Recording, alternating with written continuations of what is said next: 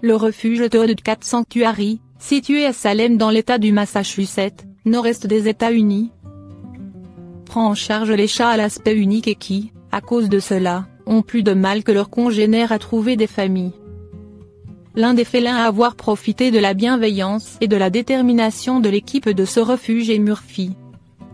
Ce chaton avait été amené dans une clinique vétérinaire après avoir été découvert blessé dans la rue.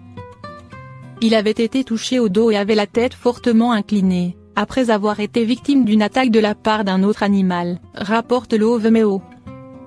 Malgré ce qu'il venait de vivre, Murphy se montrait très amical et affectueux envers ceux qui prenaient soin de lui. C'est Taraka, la fondatrice de Toad Cat Sanctuary, qui l'a accueilli chez elle. Elle l'a nourri à la seringue jour et nuit et l'a choyé. Le chaton a commencé à gagner des forces et du poids. Il ronronnait à longueur de journée et se montrait de plus en plus intrépide, actif et curieux, à mesure qu'il grandissait. Une vétérinaire tombe amoureuse du chaton quand Murphy a atteint l'âge d'être adopté. Taraka s'est mise à la recherche de la famille idéale pour son petit protégé. Adina, une vétérinaire, connaissait déjà le chaton et l'avait adoré dès l'instant où elle l'avait rencontré. Elle n'a pas mis longtemps à la trouver. Et l'inclinaison de sa tête, quoique toujours présente, est beaucoup moins marquée.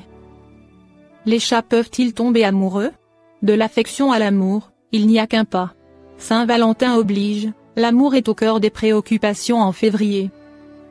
Mais lorsqu'on partage sa vie avec un chat, on se demande toujours si cet amour est réciproque. Alors, les chats nous aiment-ils vraiment? Peuvent-ils aussi tomber amoureux? Voici quelques pistes pour tenter d'y répondre. Le chat, un animal qui nous aime ... à sa manière avant de pouvoir dire si un chat peut tomber amoureux ou non. Il faudrait déjà définir ce qu'est l'amour selon les chats.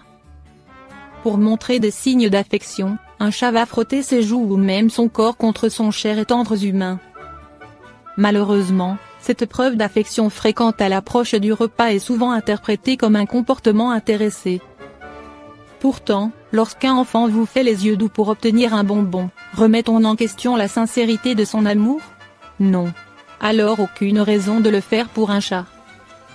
En se frottant à vous ou en vous léchant, un chat va déposer son odeur et donc montrer que vous appartenez au même groupe. Cela peut manquer de romantisme, mais pour un chat c'est une grande marque d'affection. Autre signe d'affection imparable, le clignement des yeux. Des études ont montré que regarder un chat dans les yeux représentait une menace pour eux. Alors qu'en clignant doucement des yeux, les chats y verraient un signal d'apaisement très positif. Un chat qui cligne des yeux en notre présence est donc un chat heureux et détendu. Une belle preuve d'amour, n'est-ce pas? L'amour entre chats. Le comportement que les chats ont entre eux n'est pas si différent de celui qu'ils ont avec les humains. Les chats qui s'entendent vont démontrer qu'ils appartiennent à un même groupe en frottant leurs joues ainsi que leur corps les uns aux autres. Ils vont dormir à proximité, voire s'enrouler l'un contre l'autre.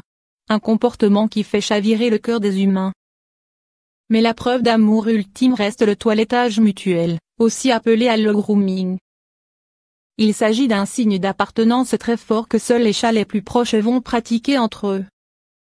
Tous ces comportements sont donc le signe d'un lien social très fort.